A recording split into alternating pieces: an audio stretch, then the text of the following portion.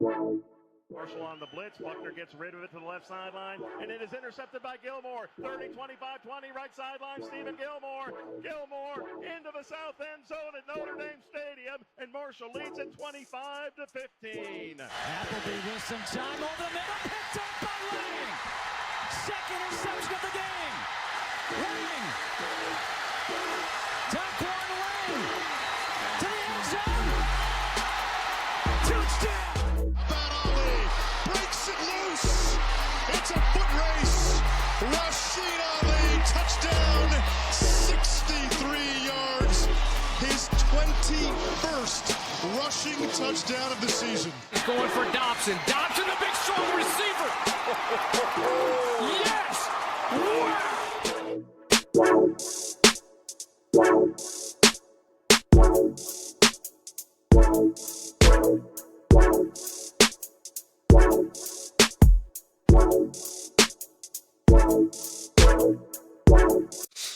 Welcome back, everyone, to the Herd Huddle. I'm Keegan. That is Trystan. Another tough loss Marshall takes on Saturday. They fall to Georgia Southern to end the season 24-19. Marshall finishes with a 5-7 record, 3-5 in the Sun Belt, and that is going to be the final game the Herd plays. They do not get bowl eligible, so that is all, and it's gearing up to be getting ready for next year. But let's kind of dive into this game, my thoughts, what we thought would happen or whatever. But going into this game, did I think we were going to win it? No.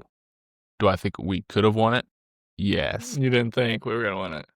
Just because of how I think we should have won it. I think we were the better team. I just can't say, like, we're going to go in here and win this football game. Yeah. Like, we should have won it. We were the better team, but we've seen week in and week out what happens when we let teams hang around. And they punched us. I mean, this was the flattest we've ever came out in a football game, I think, outside of the Georgia game. I mean, just, it looked like nobody wanted to even play in the first half. Yeah, I mean, offensively, we didn't get anything going until really Zion went in, and we finally started to throw it downfield. Yeah. But, I mean, defense got just, they couldn't. I mean, we knew going in and their receivers were going to be pretty good. I don't have the stats right in front of me, but they like almost doubled us in yardage, I think. They had 528. We had 372. Yeah, that's not They had 31 first downs to our 18. Again, had to have been the worst third down team in the country this year on defense. Pretty bad. And maybe offense.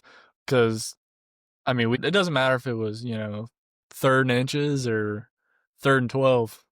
It felt like the other team was going to get the first down this year. Yeah. I don't know. I mean, credit to Georgia Southern. They're bold. They've overcome a lot of adversity, but they wanted it more than we did. And then they fired their defense coordinator and linebackers coach. Yep. Which, I mean, to their defense, I mean, you really probably couldn't keep them. But, right. Yeah. Yeah, I mean, like I said, to start the game, just came out flat on both sides of the football. They get up, 14-3 at the end of the first, and really didn't do anything in the second half. I mean, we held them to 3, but it was too little too late to get a comeback going. Crowd. What'd you think of the crowd? I think it got announced at like 21,000, I think. 21,524 was the official attendance. I don't know if there was that many people there, but could have been. It was cold. Yeah, it was cold. But yeah, shout out to the people who did come. Just not the way you wanted to end the season. No, I mean, a frustrating end to a frustrating season. Yeah. A lot of ups and a whole lot of downs. Yeah. I mean, like we've talked about before, we didn't know what to expect this year with a whole new coaching staff, first year head coach, 74 new players. But losing outside of Georgia, losing all the games the way we lost them when we could have easily won every single one of those games, That's what makes it frustrating. Yeah. Because we know the team wasn't bad. No. Just bad mental mistakes, just not good play calling in certain scenarios, and that's what happens. You know, you lose all those one-score games. Some of it's luck. We had a couple games. I mean, the first few weeks of the season, we weren't turning the ball over at all. And then we had those couple games where we had 5 turnovers, 4 turnovers, and you're just not going to win games. Yeah, it was just, I don't even know. It wasn't really 1 week offense was showing up or next week defense was showing up. It was kind of just like offense would start hot, defense didn't look great. Look, and then we had athletes on both sides of the ball. I just think maybe schematically and play calling wise, we didn't put them in the best situations. Yeah. Because as far as last weekend goes, Georgia Southern had the worst defense in the country. And we made them look the worst. We made them look like they had a top 50 defense in the country. Maybe better. 21 players out. Worst defense. And then our offense apparently no better because play calling, I guess. I don't know exactly anymore what to, because we had good receivers, good running backs. I don't know. I don't know what the issue was, but we just couldn't get anything going against Georgia Southern. And really, we were first in the country in rushing yards. They had, like you said, the worst defense in FBS. Yeah. And we had 64 rushing yards. How does that even happen? And we put up. How does that happen? What did we end up? What was the final? What did we score? 19. We put up 19 points against the worst defense in the country. Yeah. That's a problem. It's like that. There's no words for that. There's really not. It's frustrating. It's just frustrating. That's the only word for it. And I don't know. Hopefully we can get it cleaned up. Hopefully we don't lose too many guys this offseason. Hopefully we bring in some good ones. What's more crazy is we only ran the ball 16 times. Yeah. Well, again, we weren't running with Carlos as much that game. No. I assume because he was hurt. Yeah. And then obviously Zion came in and we started throwing the ball a little more because we had to. Carlos only had 1 carry for 2 yards. When he was averaging over 20 carries a game. Joshawn had the most with 7, and we had 8. He had 8. We're a run-first team playing against the worst team in the country, and our starting running back has 7 carries. Antoine Roberts carried the ball 1 time, 17 yards, and a touchdown, and that's all he had. And speaking of Antoine, he said today he's in the portal. He's going into the portal. And that was one of the. I was hoping Antoine would have stayed. I really liked him. I think the room was deep, but I think he was underused. Yeah. Heavily. Which, all of our running backs were underused this year. Yeah. Pretty much everybody was underused this year, no matter the position. Yeah. And I get it. It's hard when you have a bunch of running backs. Yeah, not everybody can get 15 carries a game, but especially this week, 16 carries between 6 guys. When you're a quote unquote run team. Yeah. And passing, this might have been our best passing week. We had 308 passing yards. It was between 2 quarterbacks, but. How many did Carlos have? Most of it had to have been Zion. He threw for 16. He threw 16 attempts for 136 yards and a touchdown. Or, I'm sorry, and a pick. Obviously Zion was starting more because we were trying to come back. Yeah. I give a lot of credit to Zion. He got thrown in there, and he looks pretty good. For not playing a whole lot this year outside of the first couple of weeks. Yeah, I don't know. We'll see. It sucks because this was kind of the second year in a row of not knowing who our starter is going to be going into the season and then rotating 2 or 3 guys until you finally land on a guy by week 3 or 4. Yeah. I really hope it's not going to be the same thing next year because I don't know if I can handle 3 straight years of that, but it's a good chance that that's it's just so hard when you get put in the fire immediately against the Power 5 school because in that game you literally have no idea. That's why I hate playing those bye games week 1. It's not. And speaking of bye games week 1, got another one added to a future schedule this today. So Bama, going to Bama 2027. Like I understand having to get paid. Like that's a big thing. We're getting paid whatever, $2 million from like Alabama. We talked about in our messages earlier. There's we've got to get creative. There's other ways you can make money. Those bye games are fine every once in a while, but like playing a top 5 team in the country every single season, that's not good for team morale. Because is there going to be a chance where you beat one of those teams every once in a while? Maybe. But realistically, probably not going to happen, especially week 1 when you're trying to figure stuff out. And I don't know. Like we talked about, I know Power 4 teams don't want to schedule Group of 5 teams, especially lower rated Power 4 teams, but if you could find 2 lower rated Power 4 teams to put on the schedule that are going to pay you half of that, you're still going to make your money worth and then play 2 games that you could probably win against Power 4 teams. Yeah. And then that helps I know it's easier said than done, in that we do got to make some money, but I don't think you got to do that every single season. It's not impossible. I mean, we're literally watching James Madison do it every single year. Yeah. Boise State does it every single year. I don't know what the deal is, but and again, every once in a while that's fine, but every single season is just crazy. Yeah. We played Notre Dame, yeah, we won that game. I get that. You literally have to go. That's going to be so hard to win those games. Like I feel like we just got to reset expectations cuz that's not going to happen every year. No. And then we played Ohio State, played Georgia this year. Next year we're opening up at Penn State. Now we got the Bama on the schedule for 2027, and then 2028 we're at Wisconsin. Like that's 5-6 years of this. I mean, I know Wisconsin, at least right now, probably a winnable game, but it's still, I don't know. It's still frustrating because it kills all momentum you have going into the season. Yeah. Because after that game, you have no idea what you have because you've really only played 1 week. Right. And then if you're in a situation where you don't know who your quarterback's going to be, you're throwing them to the wolves. Yeah.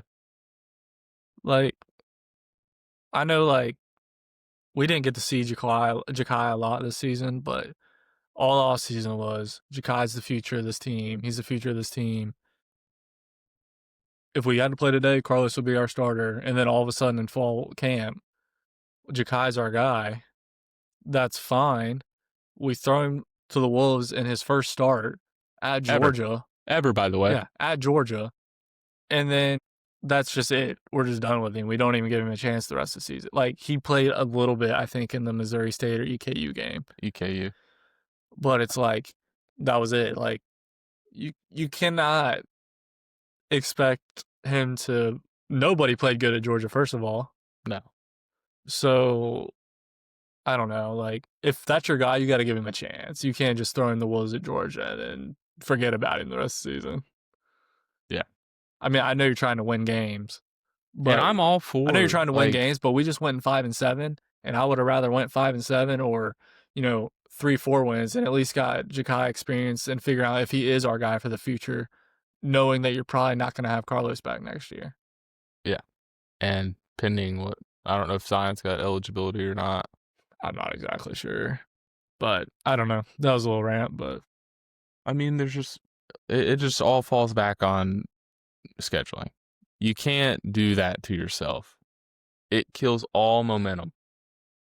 Yeah. Because if you lose that game, you got to fall back and play, so-and-so. You lose that game. Now you're 0-2, right. And you really haven't found out anything about your team. Yeah. So it's week 3, week 4 before you start understanding what you have as a roster. And at that point, if you're not holding on at least 2-2, like, you're done. Like, your conference champion championship hopes are hanging on by a thread, and if that's gone, now you're just shooting for bowl eligibility.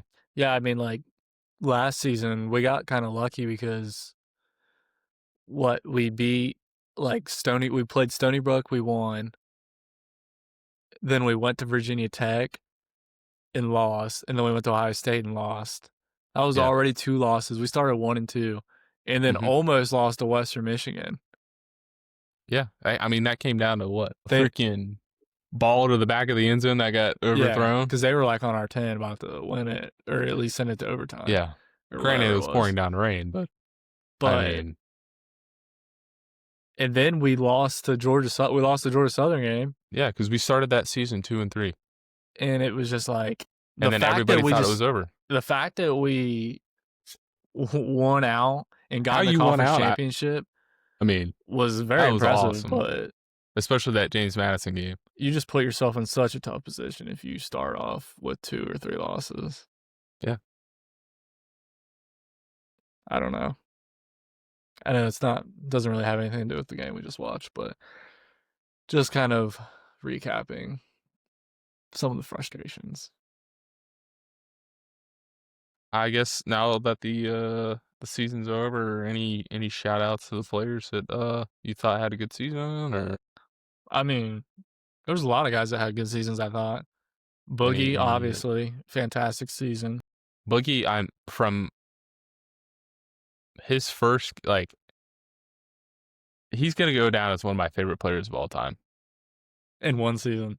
I watched this kid play in one season, and what he did on the football field every Saturday is never going to be not remembered. Like defensive-wise, Boogie and probably Carry On, I would say, were probably our 2 best this season. Paul Hudson Hudson was very good this year. Shout out Paul Hudson. But he do got rocked on that interception. Hey. Wait, hold on. That was awesome. Yeah, Paul Hudson, I hope he stays. Me too. He's a dog. I mean, there was a couple guys along the D-line that were pretty good as well. Yeah.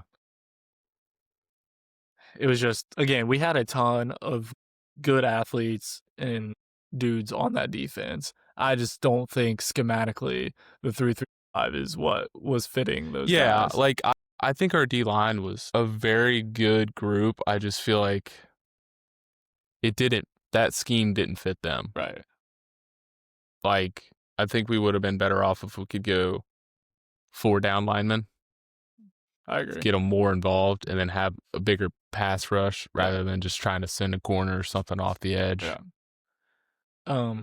Offensively, I know we didn't pass the ball a whole lot, but Tamarez, Adrian Norton, both balled out at times.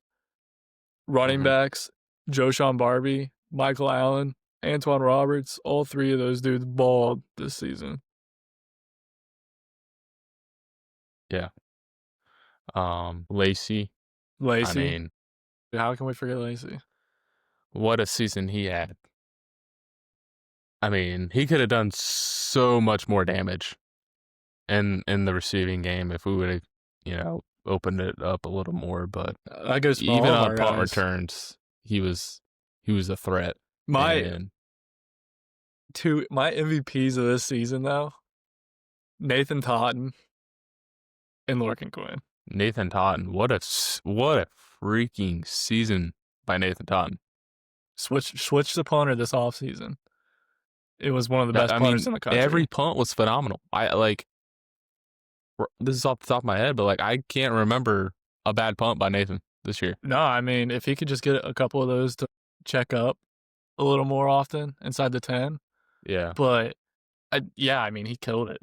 That was awesome. He threw one for a first down? Yeah, I mean. And then Lorcan, I know he had a couple over misses at the beginning of the season, but he was getting used to the game his first year playing American football, and he crushed it, broke the points record for kicker at Marshall, or most field goals, whatever it was. Special teams was pretty solid. I mean, a few miscues on some punt returns and kickoff coverage and stuff, but it's going to happen every once in a while. Yeah. I mean, and shout out, even Carlos. Yeah. From Played not really well starting this to season. finally getting the starting job around week 3, I think. Yeah, Carlos played really well this year. Battling injury, never giving up. Yeah.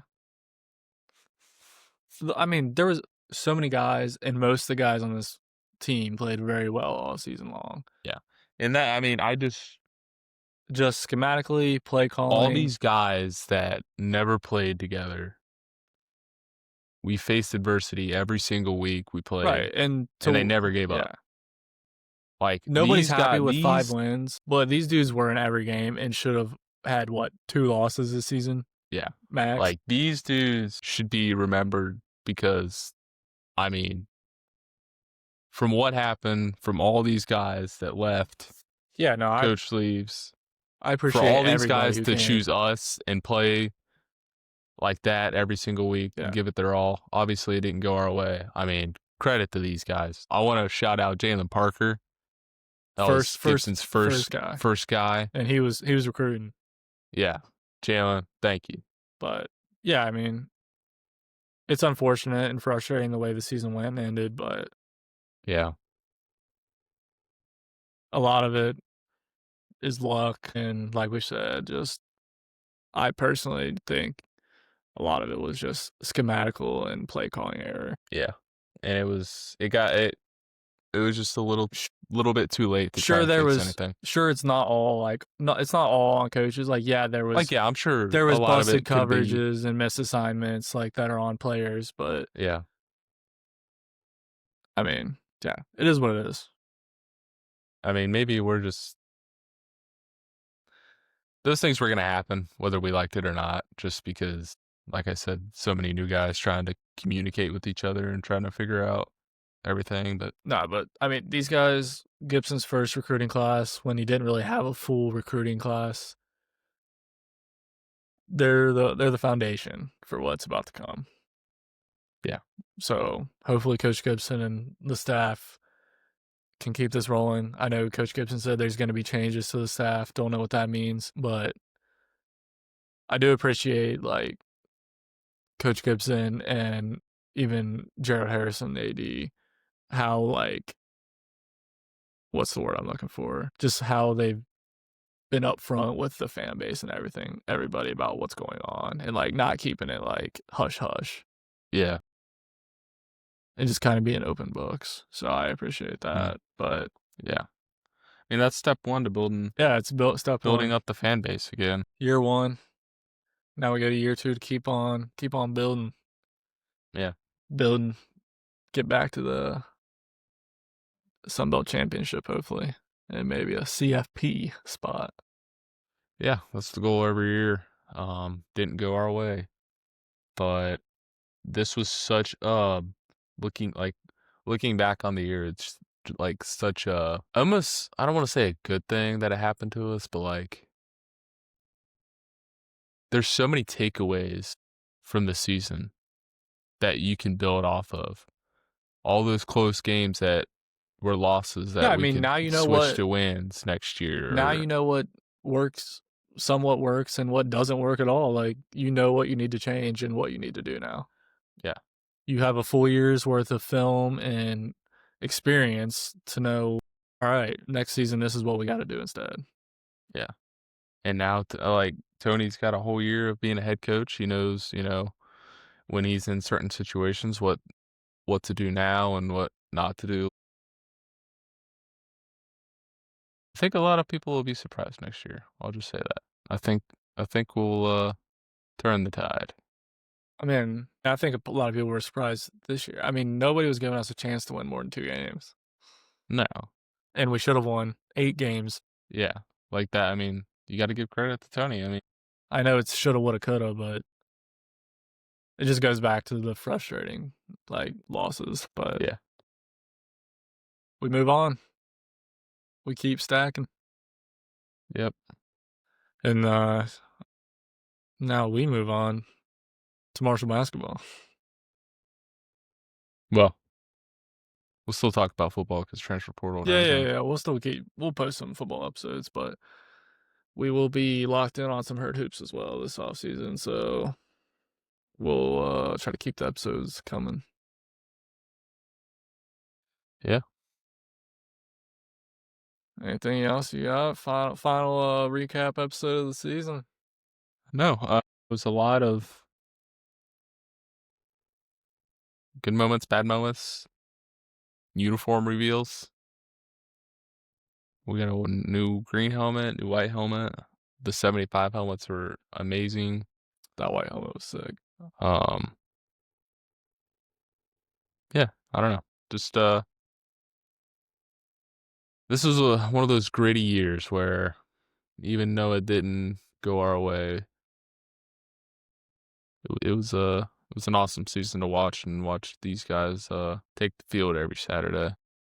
Just thank you, seniors. Anybody who transferred over here, which was a lot. The whole roster. Thanks for coming, guys. Just so proud, and yeah,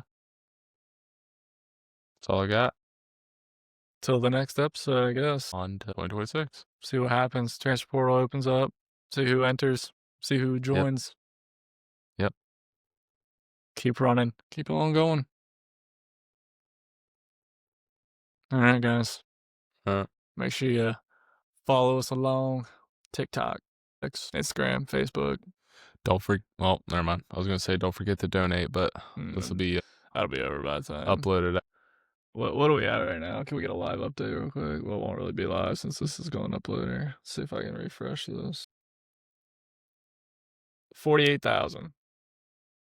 All right. Well.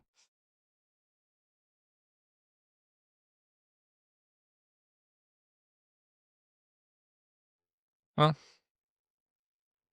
All right, guys. We will see you in the next one. Go Herd. Go Herd.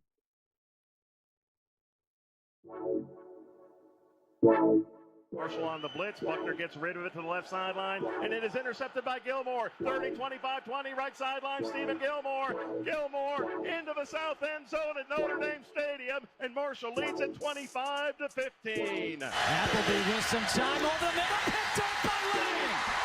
Second interception of the game. Lang. Taquan Lang to the end zone. Touchdown. Breaks it loose. It's a foot race. Rashid Ali, touchdown, 63 yards. His 21st rushing touchdown of the season. He's going for Dobson. Dobson, the big strong receiver. Yes!